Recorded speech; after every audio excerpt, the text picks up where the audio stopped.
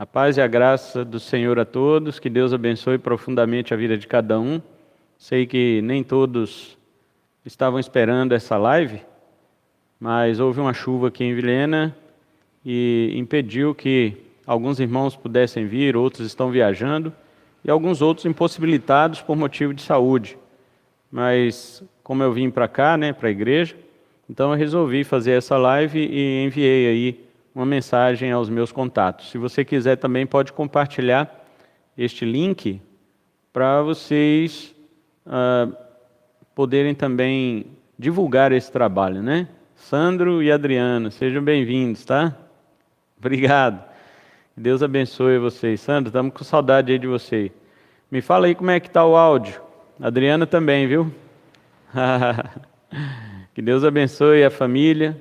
Que Deus abençoe ricamente a cada um de vocês. O áudio está beleza? Manda uma mensagem aí para eu saber.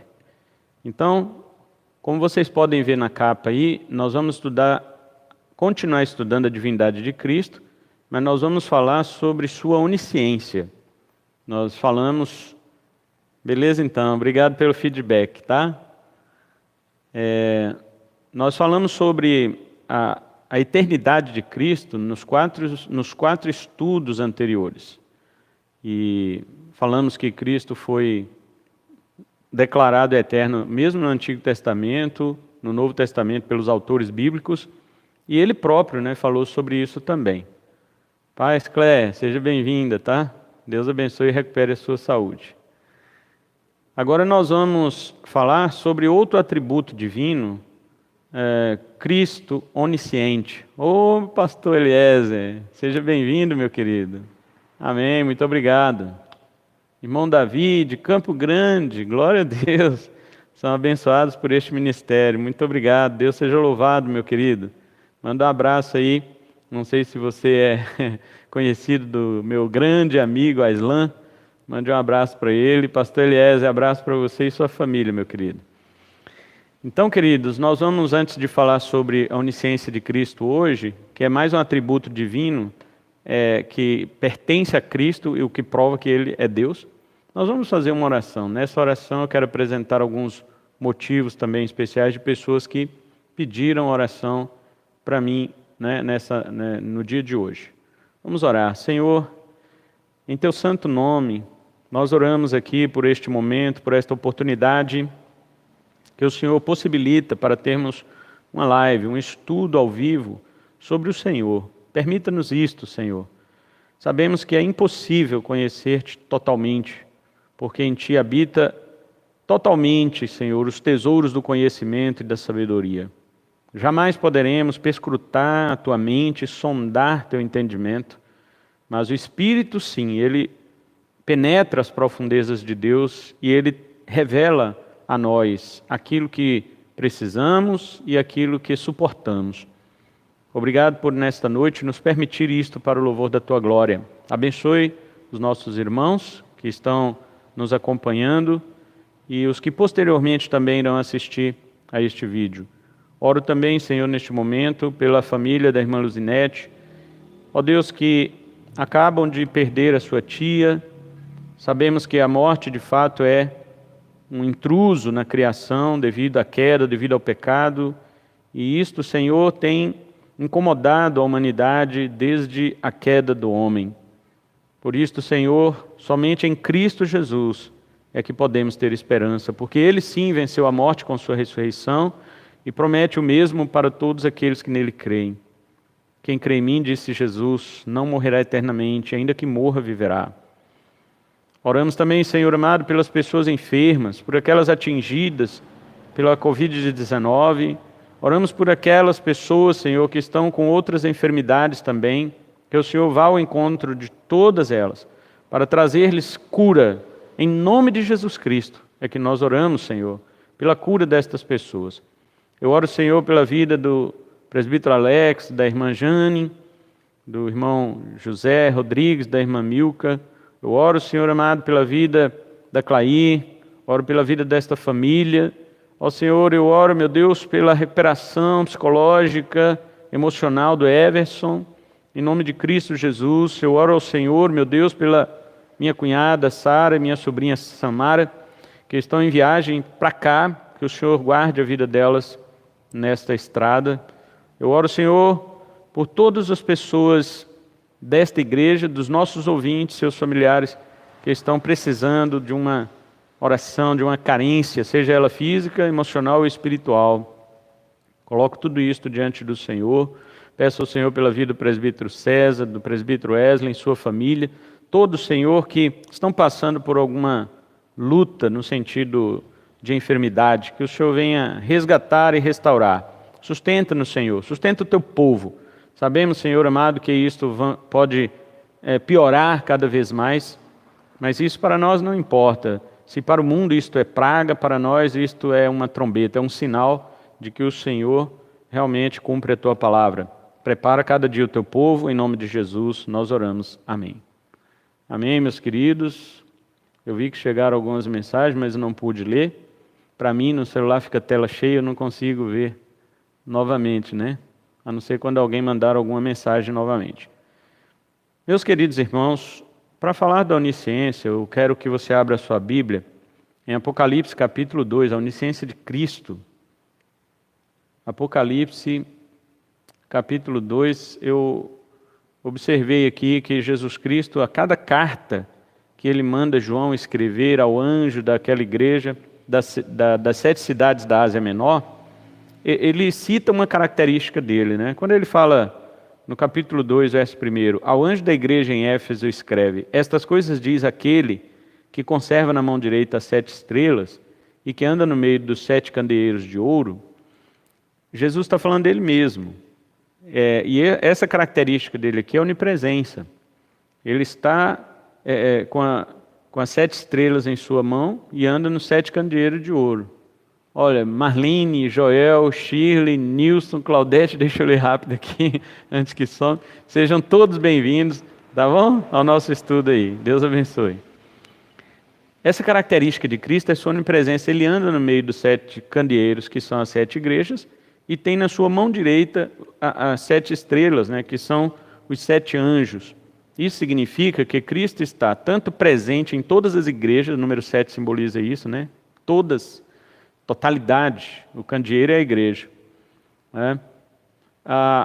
Como também ele conserva na mão direita as 7 estrelas. As 7 estrelas representam 7 anjos ou 7 mensageiros dessa igreja. O número 7 é a totalidade, ou seja, todos os mensageiros de todas as igrejas espalhadas por todo o mundo.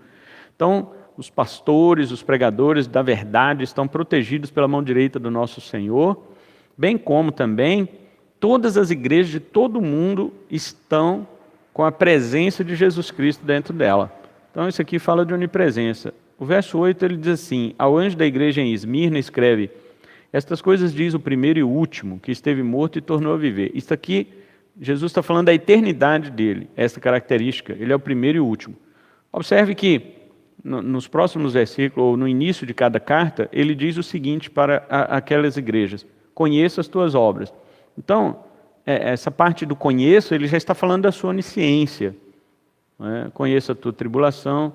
Versículo 12, ao anjo da igreja em Pérgamo escreve: estas coisas diz aquele que tem a espada afiada de 2 gumes. A espada afiada representa a palavra que é o próprio Cristo, né? Ele é a palavra de Deus, e tudo que ele fala há de se cumprir, seja para bênção ou para juízo. Então aqui ele diz também: conheço, né, o lugar em que habitas, que fala da sua onisciência. A Tiatira, versículo 18, ao anjo da igreja em Tiatira escreve: estas coisas diz o Filho de Deus, que tem os olhos como chama de fogo e os pés semelhantes ao bronze polido. Então, nós temos aqui os olhos como chama de fogo, é a sua onisciência, a sua onividência. Cristo vê todas as coisas. Então ele diz também, né, conheça as tuas obras. Todas estas características aqui pertencem a Cristo. No capítulo 3, verso 1, ao anjo da igreja em Sardes escreve: estas coisas diz aquele que tem os 7 Espíritos de Deus e as 7 estrelas. Os 7 Espíritos de Deus, como eu falei, 7 simboliza totalidade. E o Espírito de Deus quer dizer que a totalidade do Espírito de Deus está em Cristo. Como disse lá o Evangelho de João, Deus não lhe deu o Espírito por medida. Então todo o Espírito de Deus está em Cristo. Veja, Cristo e o Espírito, eles são uma unidade nessa trindade. de qual faz parte o Pai, obviamente. Mas aqui está falando da unidade do Filho e do Espírito. 7 Espíritos, quer dizer que o Espírito de Cristo está em todo lugar. Aqui também fala da sua onipresença. A carta a Filadélfia, 3:7. Ao anjo da igreja em Filadélfia escreve: estas coisas diz o santo, atributo da santidade, o verdadeiro, atributo da verdade, aquele que tem a chave de Davi, atributo da onipotência, porque ele abre e ninguém fechará, e ele fecha e ninguém abrirá. E aí depois ele conhece as tuas obras, onisciência também. E finalmente a carta a Laodiceia, capítulo 3, versículo 14. Ao anjo da igreja em Laodiceia escreve: estas coisas diz o Amém. O Amém aqui é o sim de Deus, é a confirmação de Deus. Paulo diz, 2 Coríntios 1:20, que Jesus Cristo é o sim e o Amém.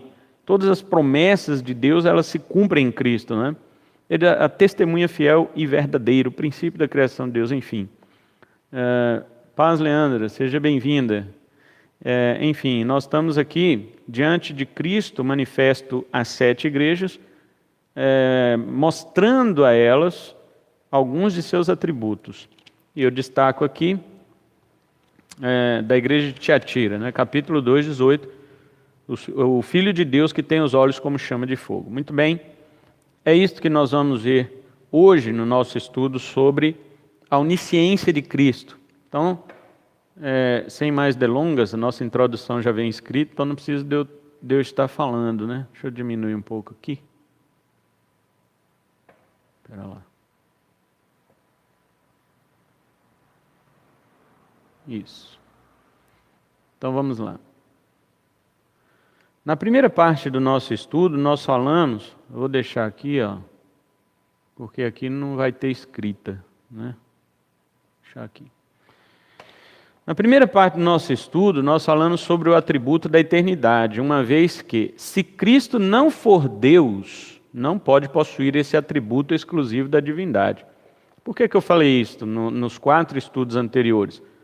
Pelo seguinte, só Deus é eterno.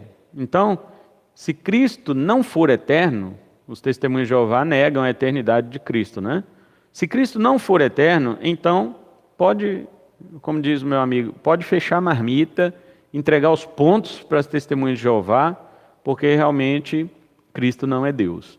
Mas se Cristo for eterno, então os testemunhos de Jeová, eles insistem em um grave erro contra a cristologia, não somente contra a doutrina de Cristo, mas contra o próprio Cristo. E se eles cometem esse tipo de erro, diminuindo Cristo, então eles estão incorrendo em seus próprios pecados. João 8:24, Jesus falou: se vós não crerdes que eu sou, morrereis em vossos pecados. Então Cristo está garantindo a condenação dos testemunhos de Jeová. Cristo está garantindo a condenação daqueles que não creem que Ele é Deus. Obviamente que há pessoas que creem que Jesus é Deus e também não serão salvas. Não é só por isso que a pessoa vai ser salva. Mas sem isso também não tem como ela ser salva. Jesus que disse isso, João 8:24. Entretanto, a Bíblia afirma de capa a capa que o Filho de Deus é eterno como o Pai. Vimos o testemunho do Antigo Testamento, do Novo Testamento, os autores, e do próprio Cristo acerca de sua eternidade. Então veja, algo que foi realmente incrível para nós, foi o Antigo Testamento afirmar que Cristo é eterno. O Antigo Testamento não está falando do Pai. Claro, fala também do Pai, da eternidade do Pai, que é muito mais evidente. Mas o Antigo Testamento deu prova de que o Filho de Deus é eterno. Isso é incrível. Então nós podemos afirmar sem sombra de dúvida que Cristo é a pedra de toque da ortodoxia cristã. Qualquer doutrina que tente remover sua divindade ou sua humanidade deve ser considerada heresia. Nesse estudo, posteriormente, nós vamos falar sobre algumas heresias acerca da pessoa de Cristo. Nós já vimos falando bastante dos testemunhos de Jeová, que no século IV era conhecida como arianismo. Era a doutrina do bispo Ário de Alexandria, que já ensinava que Jesus não era Deus. Ele foi condenado como herege, expulso, excomungado da igreja, mas infelizmente, a sua heresia, ela permanece até hoje. E os principais que carregam esta heresia são as Testemunhas de Jeová, muito embora há outras religiões também que tentam destruir a divindade de Cristo, né? Mas nós vimos que o Velho Testamento, o Novo Testamento e o próprio Cristo testificam da sua eternidade. E se ele é eterno, obviamente ele é Deus, porque o atributo da eternidade só pertence a Deus e a mais ninguém. Sendo assim, podemos prosseguir nosso estudo buscando evidências bíblicas de outros atributos divinos relacionados a Cristo. Se Cristo é eterno, então... Agora, para nossa surpresa, nós iremos encontrar exatamente isto, que Jesus é Deus e, como tal, possui os mesmos atributos do Pai. Não há diferença entre os seus atributos. Por quê? Porque a essência é a mesma. Jesus é diferente do Pai na sua personalidade, na sua relação com o Pai, mas ele é igual ao Pai na sua essência, né, no seu ser. Ele é Deus como Pai. Veremos também distinções entre as pessoas do Pai e do Filho, o que mostra que ele é diferente do Pai no aspecto de pessoa, mas é tão divino quanto o Pai. Afirmamos, portanto, que Cristo como pessoa é diferente do Pai, mas como Deus, ele é um com o Pai. Então, esta afirmação é cristã. É uma afirmação simples, ela não está explicando tudo sobre a Trindade e nem também está explicando tudo sobre a dupla natureza de Cristo. Mas é uma afirmação simples e totalmente bíblica, totalmente verdadeira. Paz Maria, seja bem-vinda, tá? Abraço aí para você e Euclides, estamos com saudades. Voltem logo. Então nós vamos começar pelos 3 atributos mais conhecidos de Deus que ele não comunica com ninguém. Quando nós falamos que Deus não comunica, nós estamos dizendo que Deus não reparte, que são atributos exclusivos. Ô meu querido Valdemar, seja bem-vindo. A paz e um abraço aí para a sua família nos Estados Unidos. Deus abençoe vocês. Então estes atributos que nós dizemos que Deus não comunica, são atributos exclusivos. A teologia chama de atributos incomunicáveis de Deus. Não que nós não possamos conhecer sobre Ele, mas é que nós não possuímos Ele. Alguns atributos de Deus Ele comunica conosco. Nós podemos também possuir, claro que em um grau infinitamente menor. Por exemplo, Deus é amor, nós também amamos. Deus é justiça, nós também temos o senso de justiça. Deus é verdade, nós também falamos a verdade também, né? Porque também falamos, infelizmente, a mentira. Deus não. Nele não há mentira, não há engano. E outros atributos, Deus é fiel, nós também somos fiéis, muitas vezes infiéis, mas Deus não pode negar-se a si mesmo. Então, certos atributos Deus comunica conosco, Ele compartilha conosco. Mas alguns Deus não vai nunca compartilhar conosco. Por exemplo, a eternidade, como nós estudamos. Deus é eterno, ou seja, Ele não tem início, nunca teve início e nunca terá fim. Nós só não teremos fim, mas nós tivemos o início. É por isso que nós conseguimos imaginar o que é viver para sempre, mas nós não conseguimos imaginar o que é viver desde sempre, não é? Somente quem é eterno pode imaginar isso daí.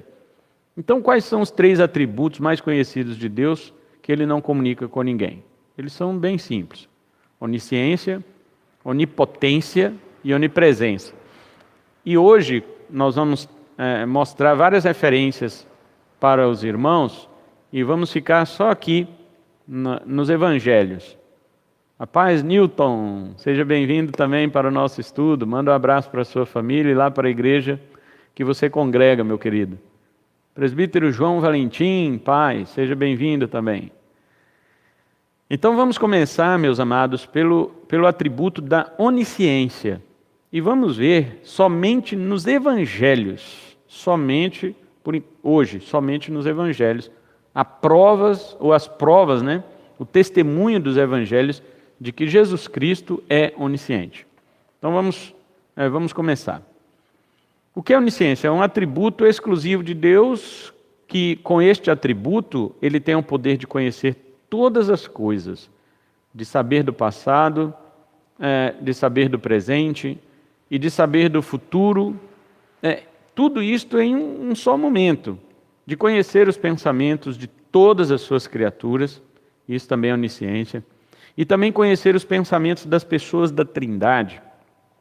Observe aquela referência de Apocalipse que nós lemos, que Jesus tem os 7 Espíritos de Deus, e isto quer dizer, meu querido Sandro Pedroso, seja bem-vindo, um abraço a todos aí em São Paulo, tá, meu amado?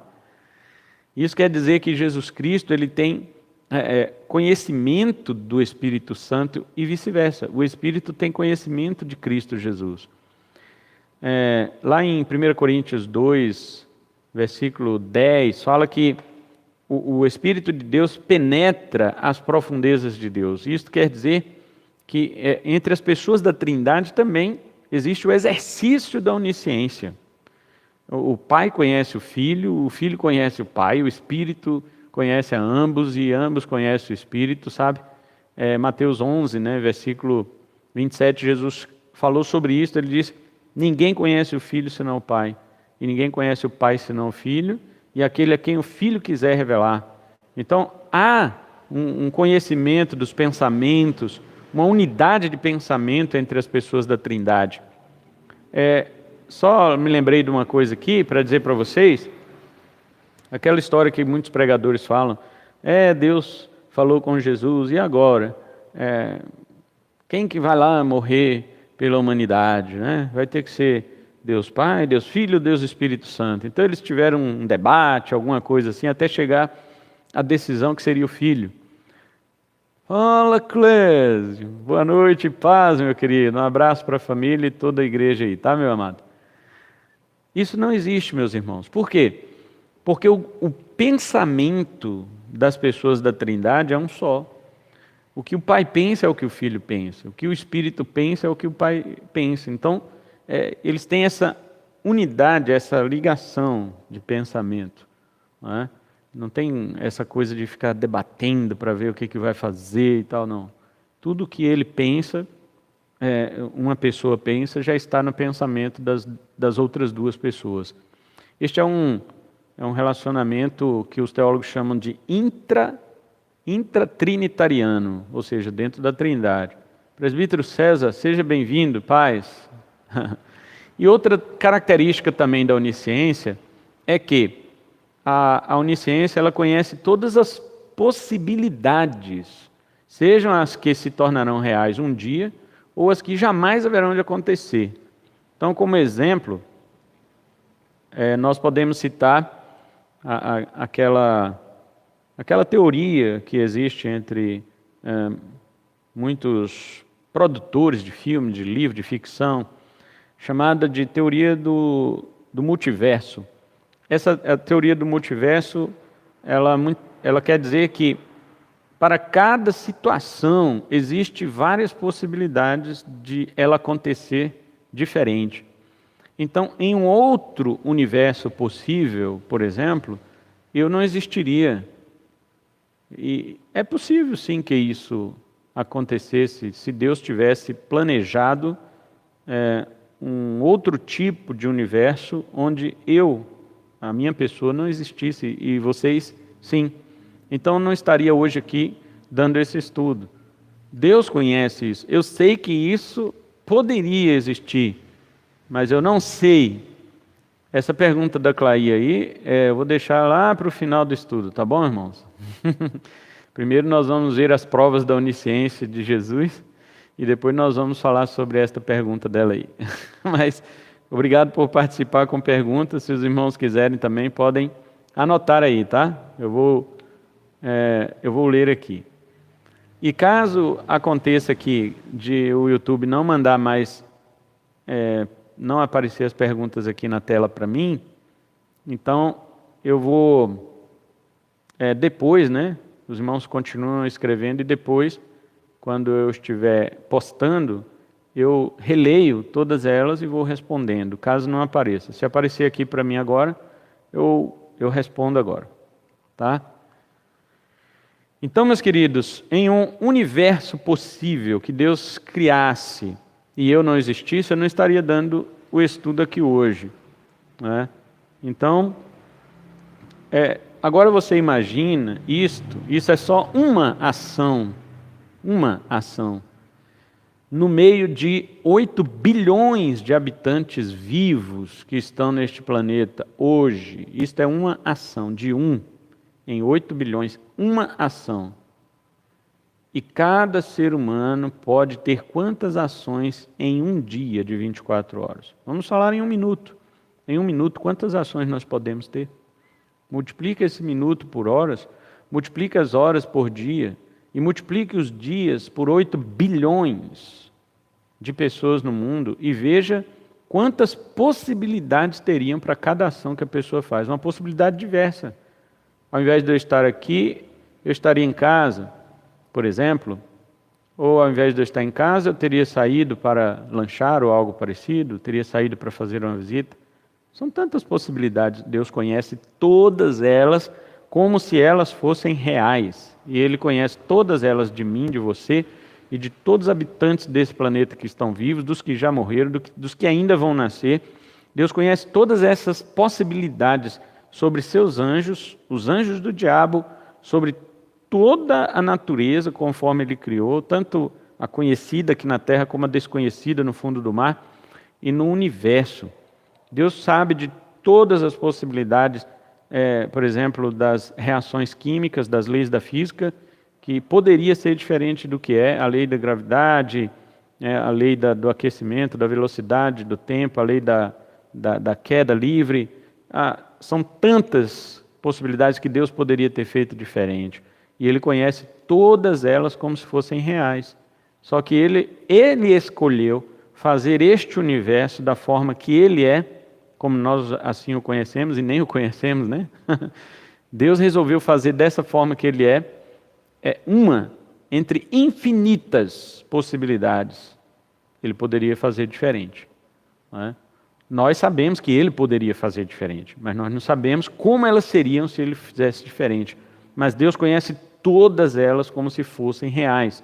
Aos olhos dele, todas elas são reais, embora Ele mostre para nós a realidade apenas disto que nós presenciamos.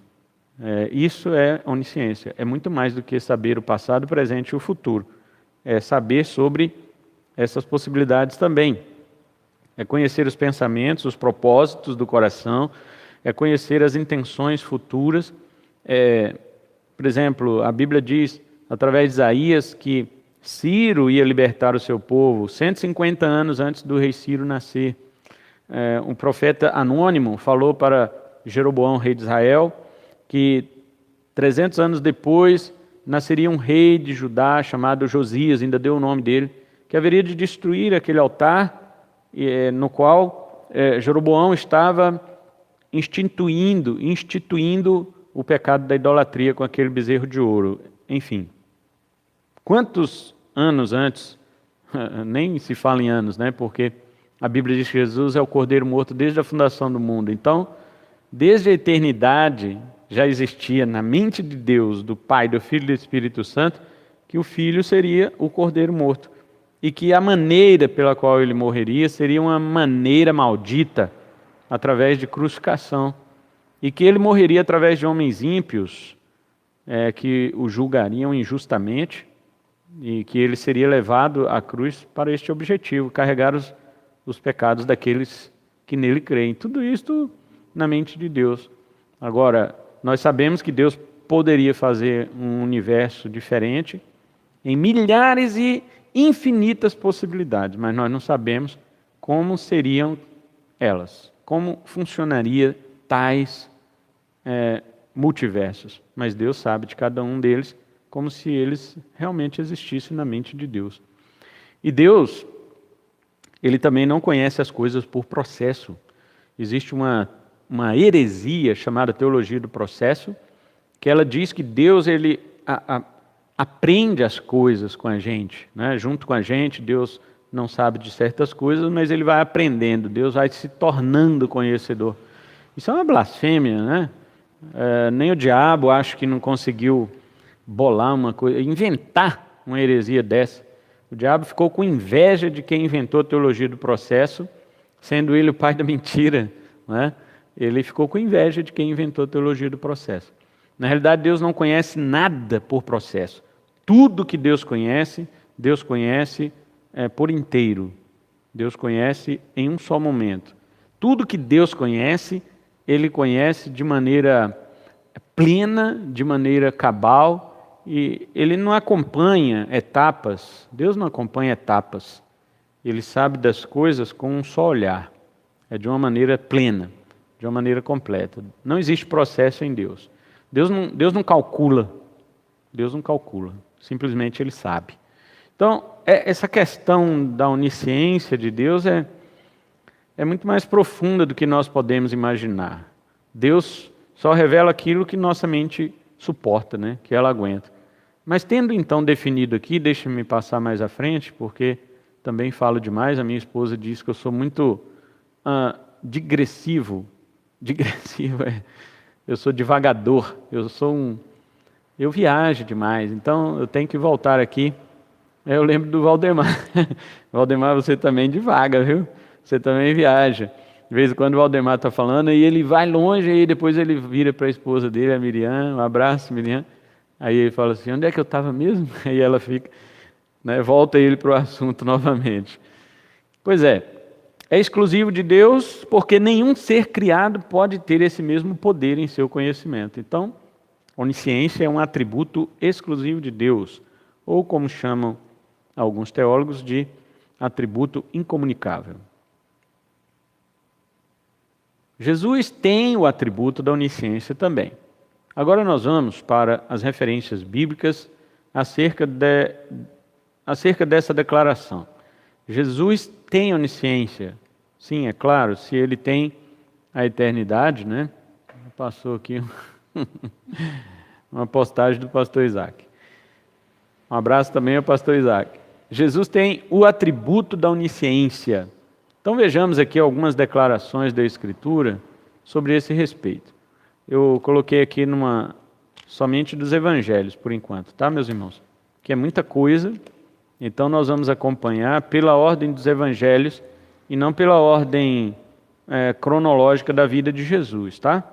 Seria interessante fazer assim, mas vamos acompanhar aqui para a gente folhear a Escritura na ordem que ela está aqui, tá bom?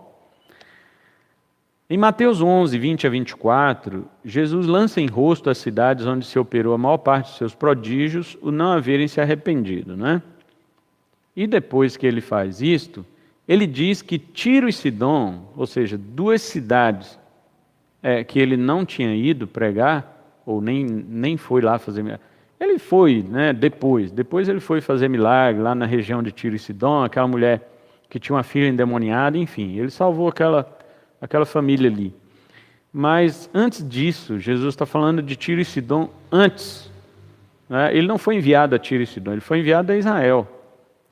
Inclusive tem um debate do pastor, se não me engano, Jamiés Oliveira, com o pastor Marcos Granconato. Não sei se é o Jamiés ou se é um outro pastor que é bem apoiado aí pelos arminianos, né? Eu não me lembrei o nome dele agora, mas se eu lembrar eu falo. Eles tiveram um debate sobre esse texto aqui, onde o pastor calvinista Granconato usou esse texto para mostrar, né, que Deus não só conhecia o futuro, como ele também conhece essas possibilidades. E daí esse outro pastor, Léo, seja bem-vindo, meu querido, a paz, um grande abraço para você e sua família, tá? Aí este outro pastor respondeu, dizendo que não, que Cristo foi em Tiro e Sidom.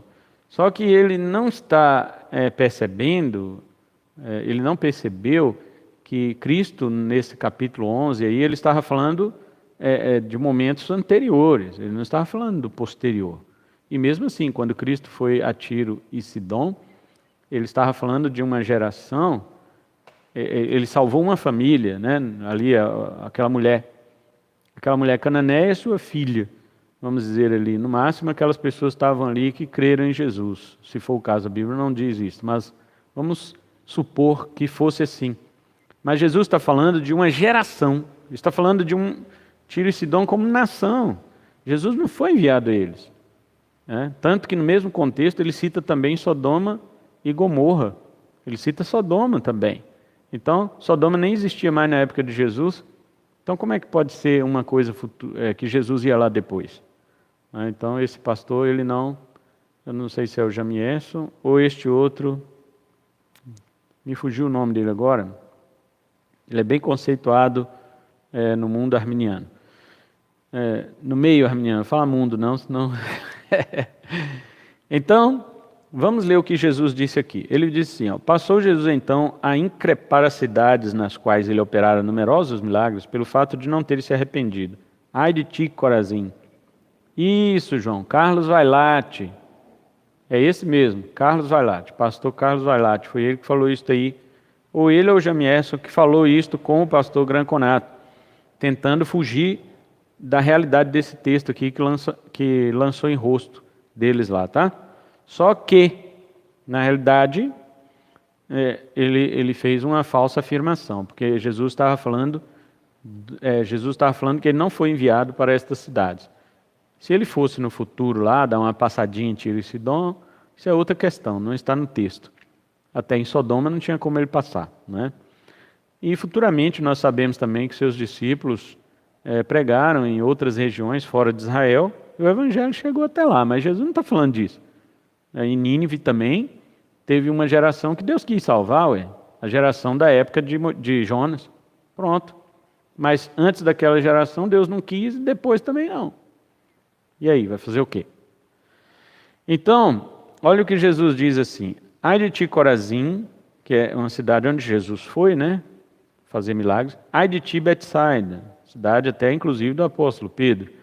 Porque se em Tiro e Sidom, as cidades que Jesus não foi, se lá tivesse operado os milagres que em vós se fizeram, há muito que elas se teriam arrependido com pano de saco e cinza.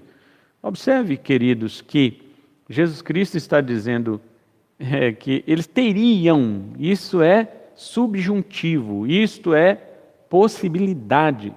Jesus está querendo dizer assim, em um universo possível, que não este, eu teria ido em Tiro e Sidom, teria pregado o evangelho e feito os milagres lá, e eles teriam se arrependido com pano de saco e cinza. Mas Deus, o Pai, não criou este universo que Jesus está citando aí. O Pai criou este universo real, que Cristo não foi enviado para Tiro e Sidom, e sim para Israel, para Corazim e Betsaida. E Corazim e Betsaida rejeitaram Cristo, apesar da sua palavra e dos seus milagres. É isso que Jesus está querendo dizer. Ele, Jesus, sabia de um universo possível em que ele teria sido enviado a Tiro e Sidom, e ele sabia, ele não estava supondo, ele sabia que Tiro e Sidom se arrependeriam neste universo possível. Agora, como que ele sabia disso? Como ele sabia, como ele tinha certeza que Tiro e Sidom se arrependeriam se ele operasse prodígios lá? É isso que eu estou dizendo, é um conhecimento de outro mundo possível. Ou seja, em outro mundo possível, Jesus teria ido a Tiro e Sidom e ali haveria arrependimento, o que não houve neste mundo real, na cidade de Corazim e Betsaida, e nem também em Tiro e Sidom, porque Jesus acabou não indo lá, né?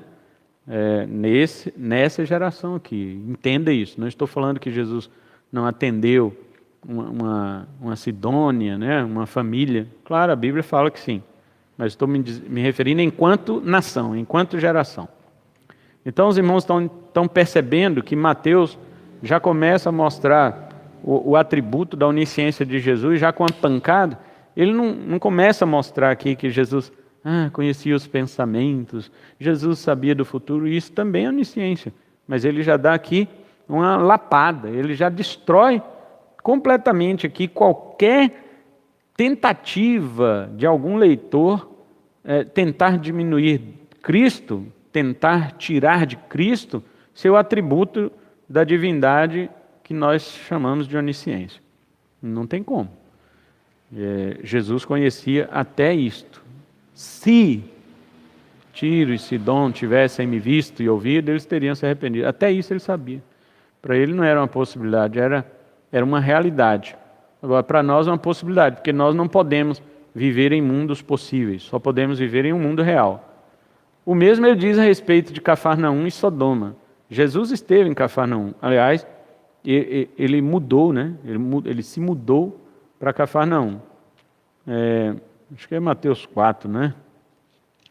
Mateus 4 que fala que ele mudou para lá. 4,12. Ouvindo, porém, Jesus que João fora preso, retirou-se para a Galiléia. 13. E deixando Nazaré, foi morar em Cafarnaum. Então, Jesus foi morar lá, em Cafarnaum. Fez seus milagres lá e tal. Agora, olha o que ele fala para Cafarnaum, no 11:23. Tu, Cafarnaum, elevar-te-ás, porventura, até o céu? Descerás até o inferno.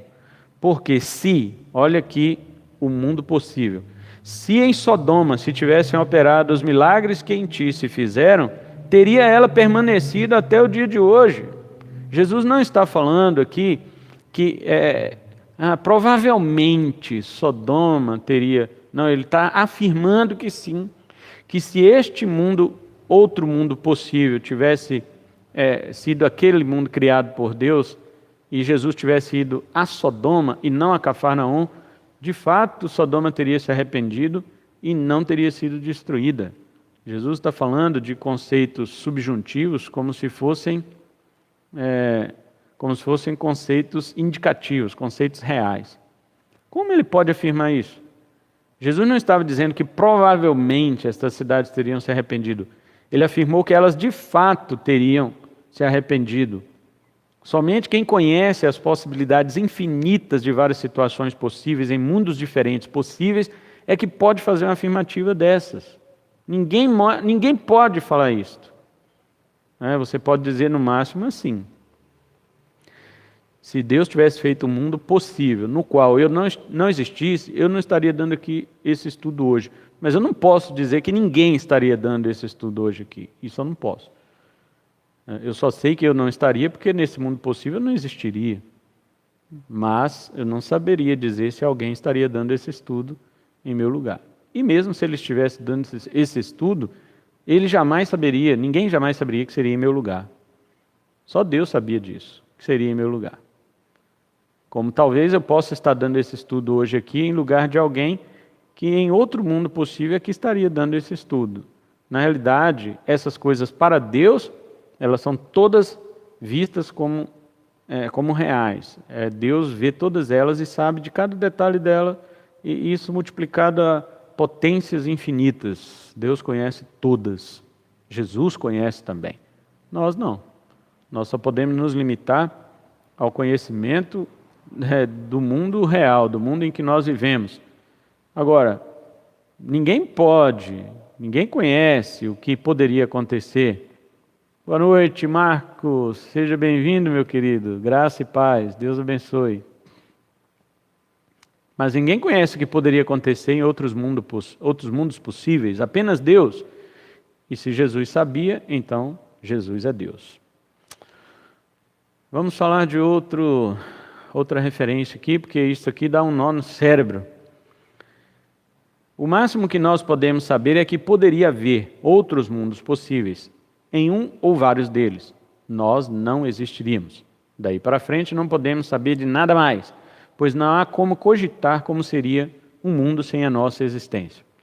Ainda que houvesse um mundo possível com a nossa existência, não saberíamos como iríamos nos comportar em situações diferentes, pois diferentes mundos possíveis exigiriam diferentes ações possíveis. Então é isso que eu estou dizendo.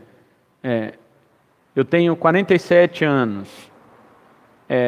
Se você for ver quantos minutos tem esses 47 anos, eu não fiz as contas, mas depois vocês fazem. Quantos minutos tem nesses 47 anos? Quantas decisões eu poderia ter tomado em cada minuto? Tomando como exemplo 1 minuto, que tem 60 segundos, se eu pudesse tomar uma decisão a cada 10 segundos, então eu teria 6 decisões por minuto. E isso multiplicado para 47 anos. Então veja você que Deus conhece todas elas aqui, neste mundo presente.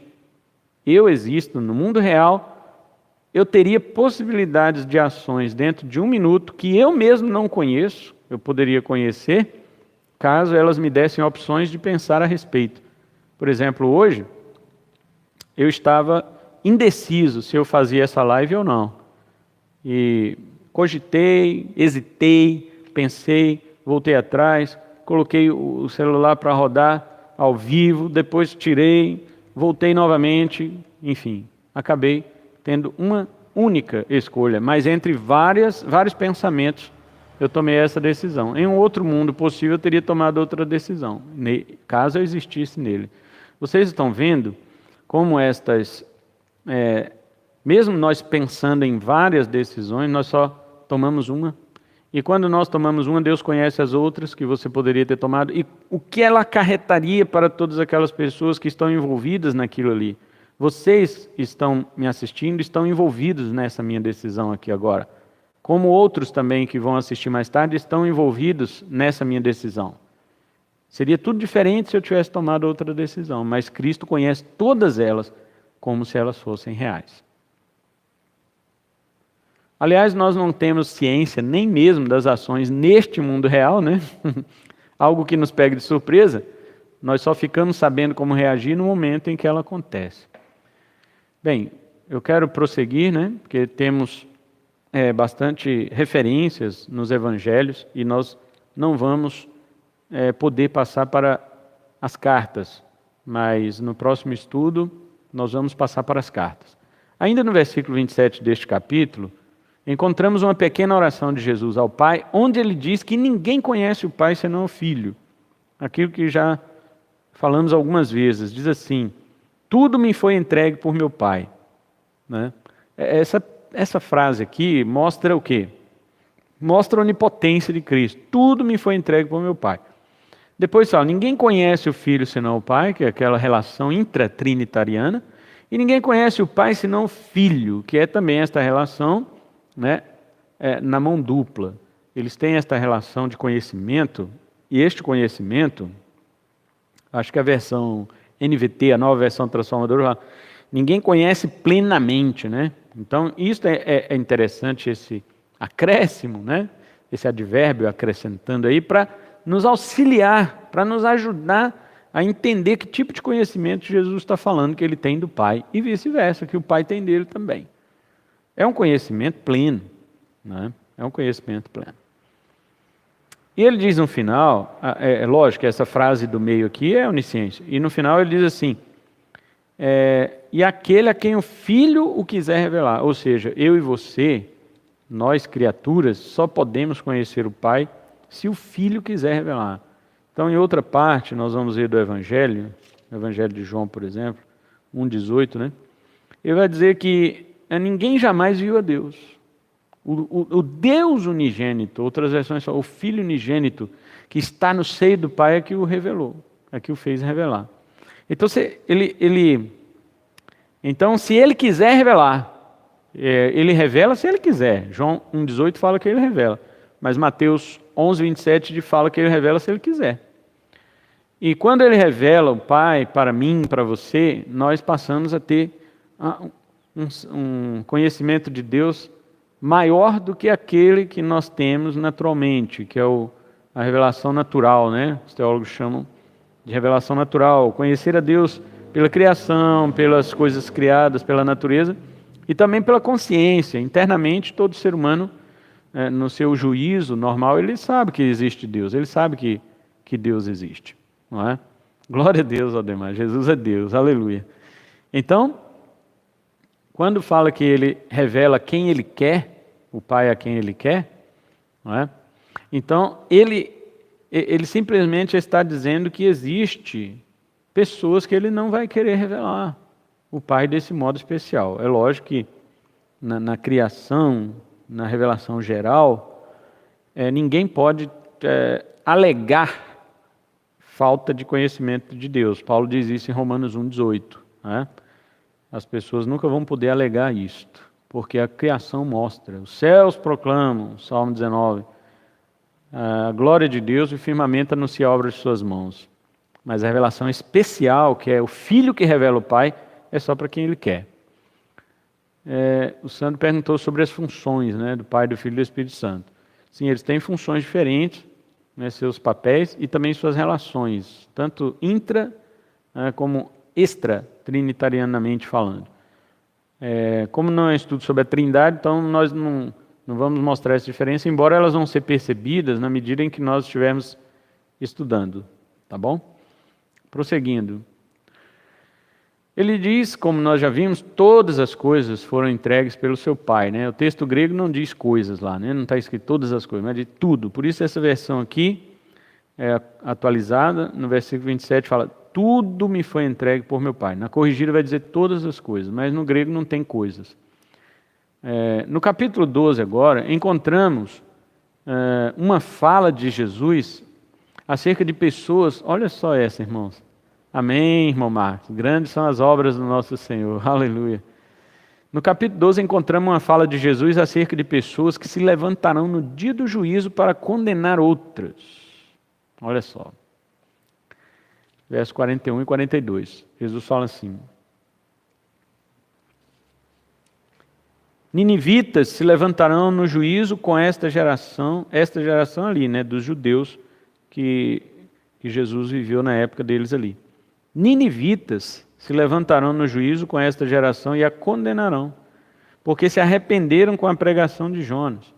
Veja o que Jesus está falando. Jesus está garantindo que aqueles ninivitas da época de Jonas foram salvos. Não é?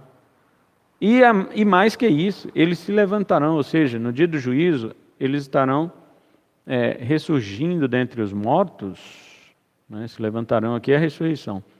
Com esta geração, ou seja, esta geração de Jesus que será condenada, ressuscitará também. Porque está dizendo aqui que eles a condenarão. Então, de que forma? Os ninivitas vão estar dando sentença para os outros? Não é isso. O próprio Cristo que irá julgar, né, porque o Pai julga na pessoa do Filho, né, no último dia, ele julgará também, da mesma forma que o Pai julga através do Filho, o Filho também julga através dos salvos. Não assim que os salvos vão dar a sentença, mas o Filho de Deus usará os salvos como exemplo de arrependimento, de conversão para aqueles que não se arrependeram.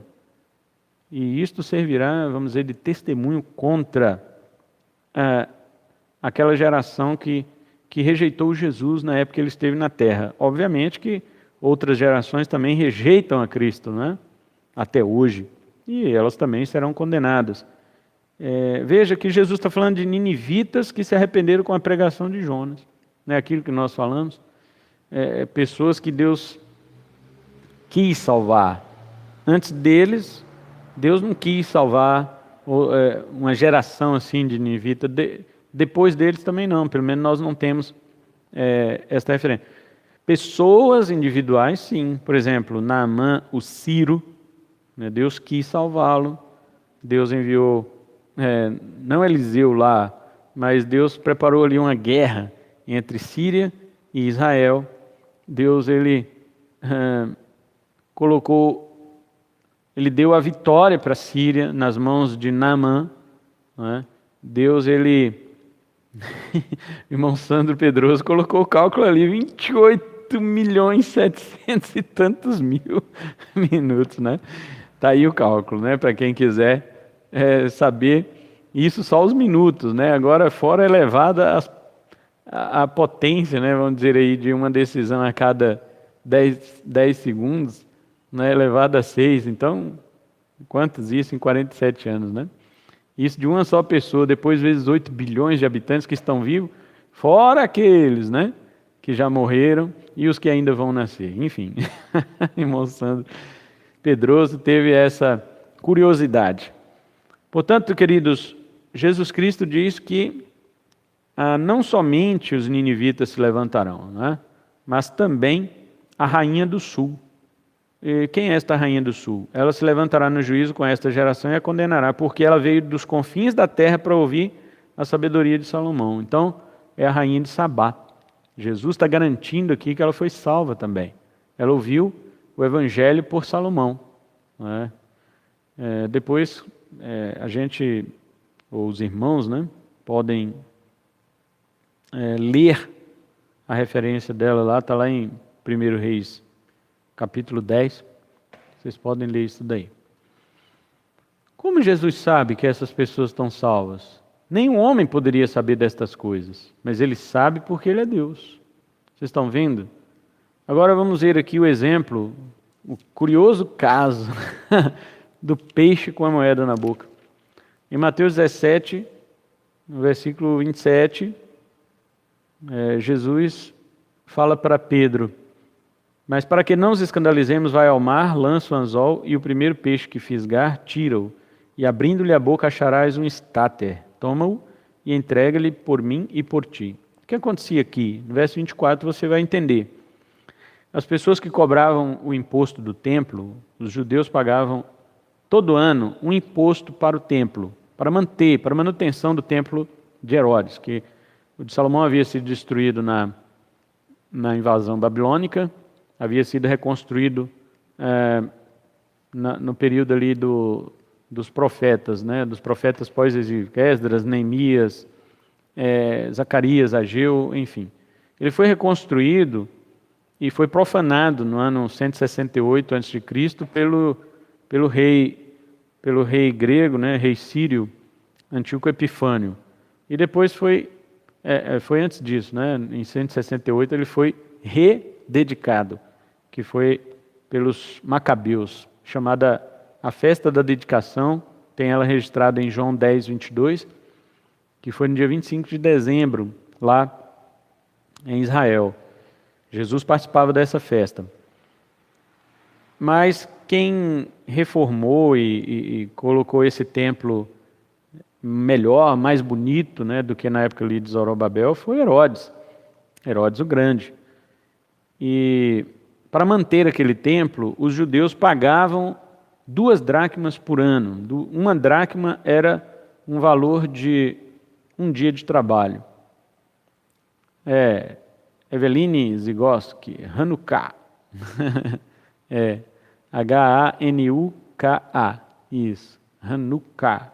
Tudo junto. Isso mesmo. Paz, Eveline, um abraço.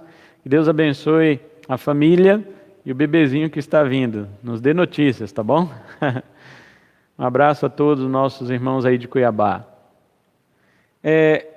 Quando eles pagavam esse imposto, eram 2 dracmas por pessoa por ano, ou seja, era uma moeda que valia um dia de trabalho do trabalhador braçal.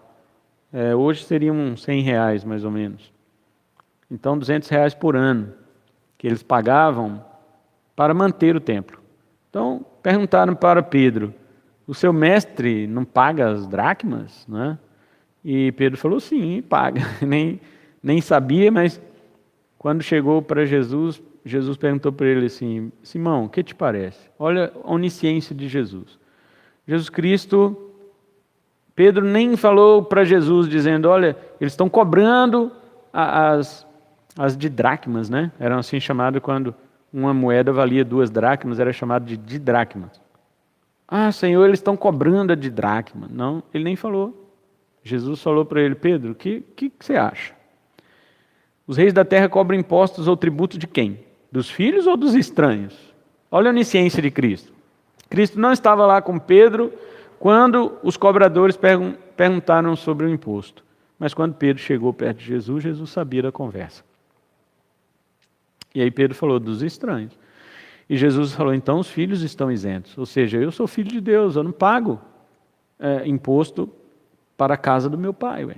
Como é que eu vou pagar imposto para a casa do meu pai? Mas para que eles não escandalizem, né? Para que eles não tropecem, é assim que o crente tem que agir muitas vezes, para que outras pessoas não tropecem, nós fazemos algumas coisas ou deixamos de fazer outras.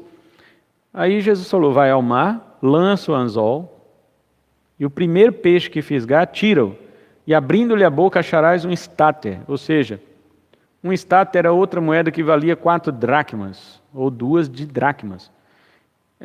Ela dava para pagar por 2 pessoas. E Jesus falou: toma-o e entrega-lhes por mim e por ti. Como é que Jesus sabia da conversa? E como que Jesus sabia desse peixe, desse bendito peixe que estava passando bem na hora que Pedro ia jogar o anzol. Como que Jesus sabia a hora que Pedro ia jogar o anzol, que tinha que coincidir com a mesma hora que o peixe estava passando? Como Jesus sabia que aquele peixe tinha ficado entalado com aquela moeda? Alguém perdeu a moeda, o peixe querendo comer alguma coisa ali no mar, ele abocanhou também a moeda e não conseguiu mais expelir esta moeda de sua boca. Como Jesus sabia disto? Veja como Deus está ligado em sua criação. Veja como Deus cuida, né? Como diz aquela musiquinha lá do... Eu me esqueci o autor. O autor é um presbiteriano, se não me engano, da musiquinha de criança. Deus criou os peixes para o rio e o mar. Vejam como brincam. Ele fala na musiquinha. Sem cuidados eles estão.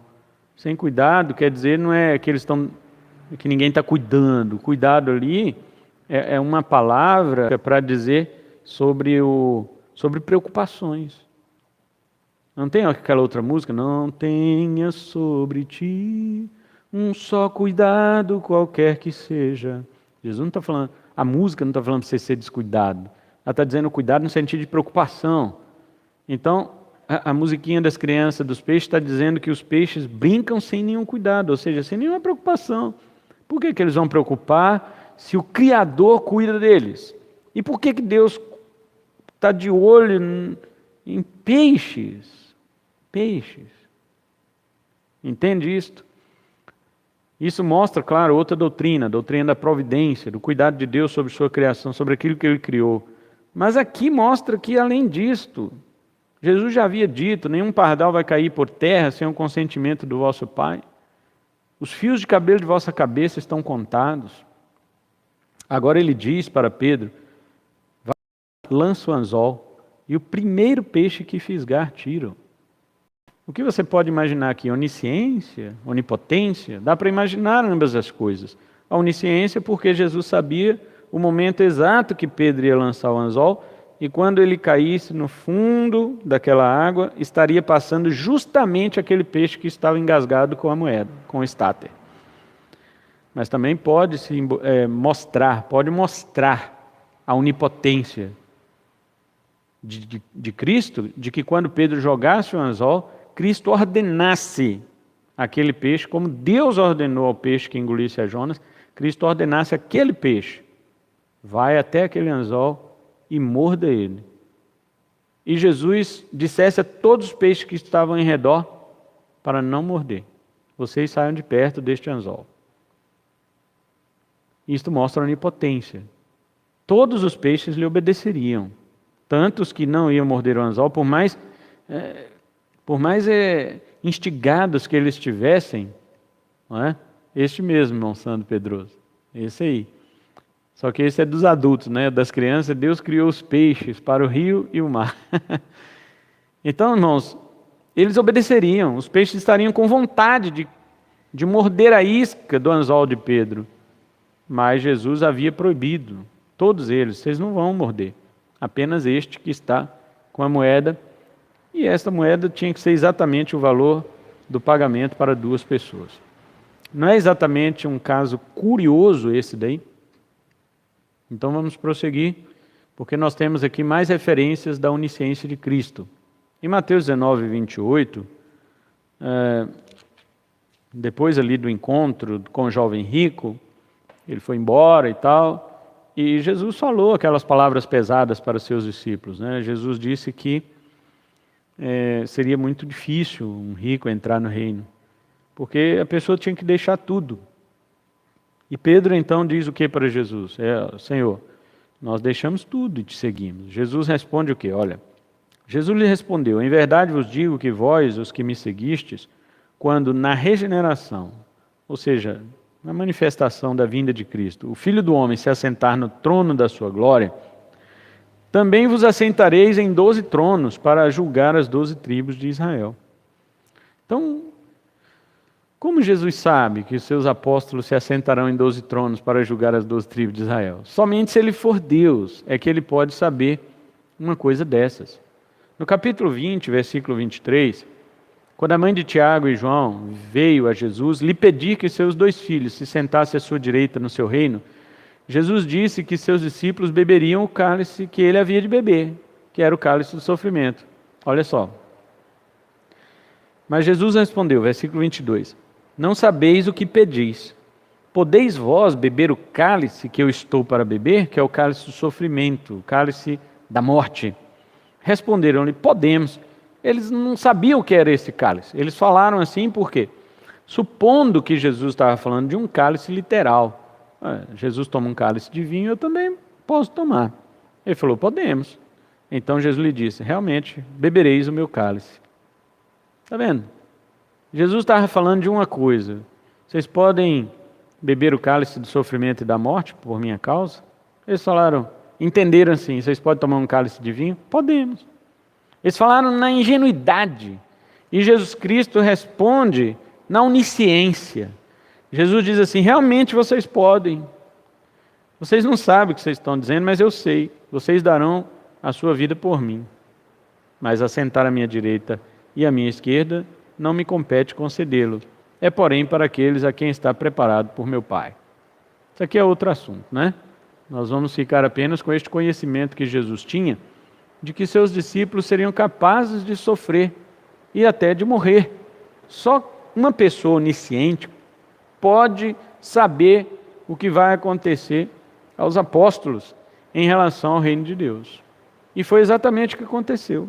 Tiago foi decapitado por Herodes, está sua morte registrada em Atos capítulo 12, e João, ele teve uma outra palavra onisciente de Cristo, de que ele não morreria. Está lá em João 21, né? No final do capítulo, Jesus diz, quando Pedro fala assim, Senhor, e quanto a este aqui? Jesus fala, se eu quero que ele fique até que eu venha, que te importa? Segue-me tu. Jesus está falando também, Pedro, segue-me, no sentido que você morra como eu morri, crucificado. E a tradição da igreja diz que Pedro foi crucificado. Só que ele pediu para colocar sua cruz de cabeça para baixo, por não ser digno de morrer como seu Senhor. Então, Jesus sabia como Pedro ia morrer, por isso disse, segue-me. Ou seja, faça o mesmo que eu fiz. Permita que aconteça com você o que aconteceu comigo. Agora, este eu quero que ele fique até que eu venha. Ou seja, Jesus já via lá na frente que ele mesmo preparou tudo para João não morrer. A tradição cristã diz que João foi lançado num tacho de azeite fervendo, mas nada aconteceu a ele. Ele não pôde ser prejudicado, martirizado. Então as pessoas tiraram ele dali e nada lhe tinha acontecido. Ele foi exilado na ilha de Patmos. Ali sim, Jesus se revelou para ele, como havia prometido em João, capítulo 21. Vocês estão vendo que só alguém onisciente pode ter este poder? Agora, Mateus 24, obviamente, esse aqui não vou nem ler, porque os irmãos já conhecem Mateus 24 e seus correlatos, né, que é Marcos 13 e Lucas 21. Em Mateus 24, em seu sermão profético, é onde o Senhor faz as suas maiores declarações de onisciência. Não apenas profecias, né, mas além disso, um exato conhecimento dos eventos futuros. Aqui nós temos um grande debate, no capítulo 24 de Mateus, entre os preteristas, os futuristas, os historicistas e os idealistas.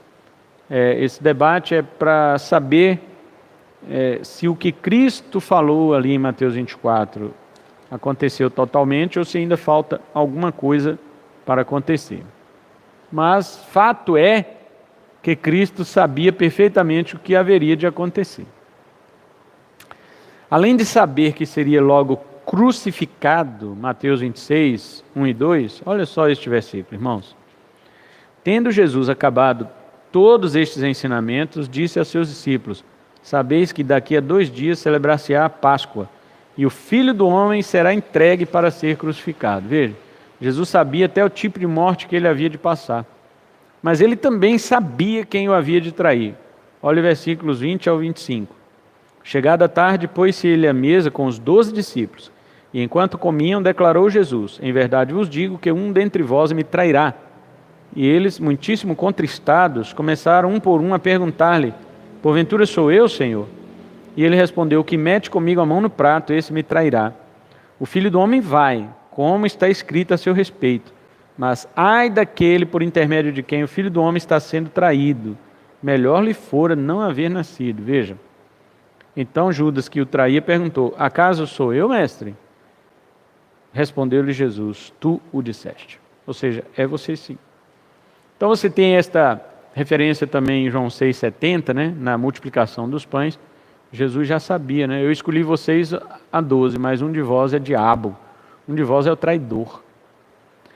E Jesus sabia, no verso 34, meus irmãos, até o número de vezes que Pedro negaria. Olha, Jesus falando para Pedro. Replicou-lhe Jesus: em verdade te digo que nesta mesma noite, antes que o galo cante, tu me negarás 3 vezes. Até o número de vezes que Pedro negaria. Inclusive, o intervalo dessas negações entre o cantar do galo. Está lá em Marcos 14:30. Está escrito desta forma, Marcos 14:30. Respondeu-lhe Jesus: em verdade te digo que hoje, nesta noite, antes que 2 vezes cante o galo, tu me negarás 3 vezes. Jesus sabia quantas vezes ia tocar a cornetinha dos soldados que ficavam em alerta durante as vigílias da noite, que ali é o galo, né?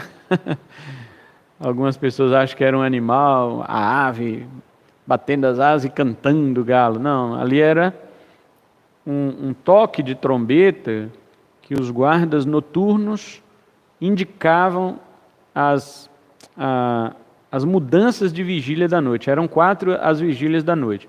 De 6 a 9 da noite, de 6 da tarde a 9 da noite a primeira vigília. De 9 da noite à meia-noite a segunda vigília. De meia-noite às 3 a terceira vigília.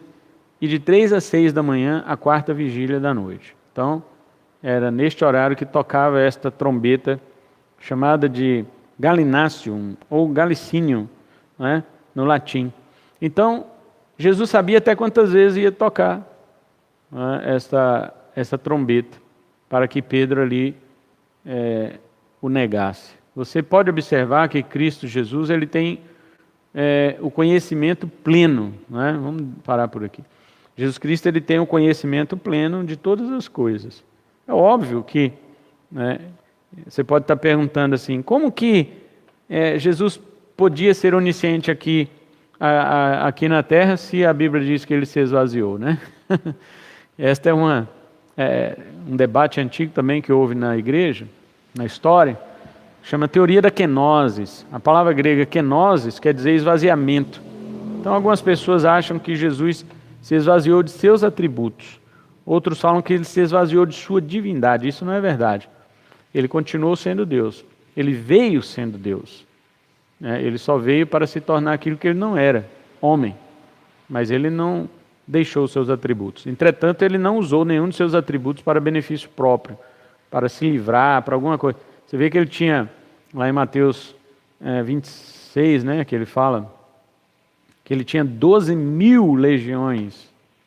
Eu tenho mais de 12 legiões, né, 76.000. Eu tenho 12 legiões de anjos aqui à disposição para mim. Se eu quiser, eles não deixam eu ser crucificado. Mas Jesus jamais usou.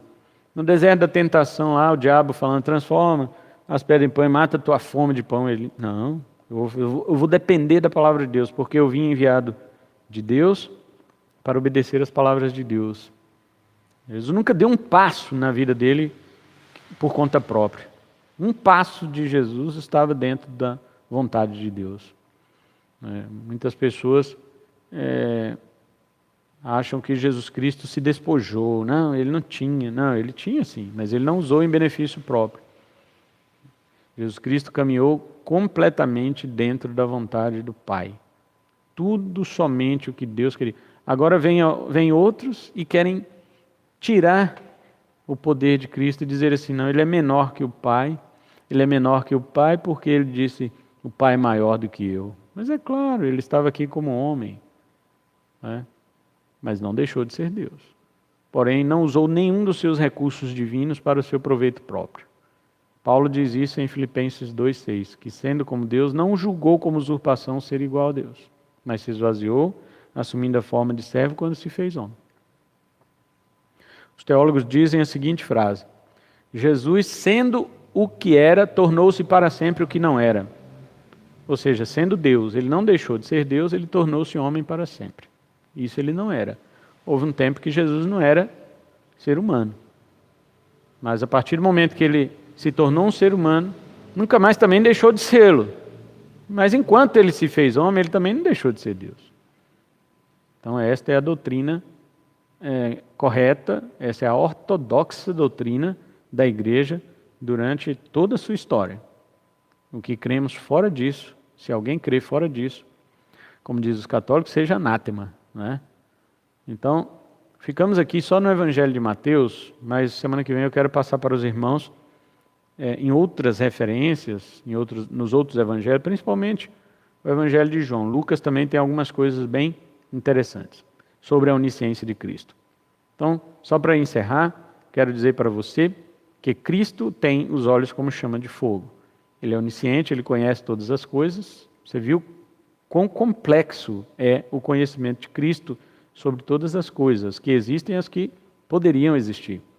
Mas você pode perceber que ele também conhece o nosso coração.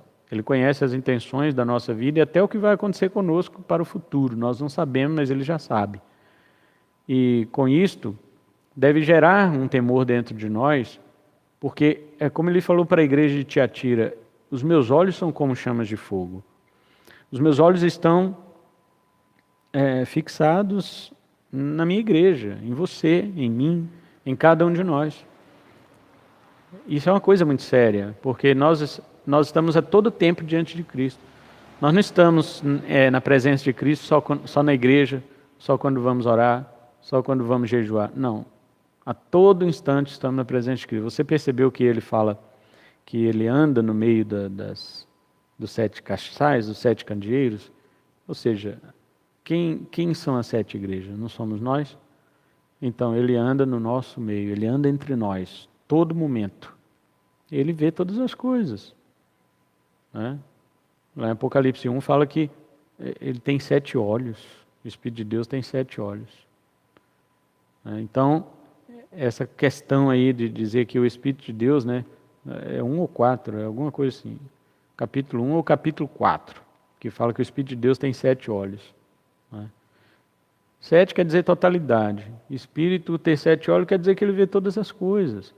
E se o Espírito de Deus está em Cristo, eles são um, assim como o Pai é um com o Filho, então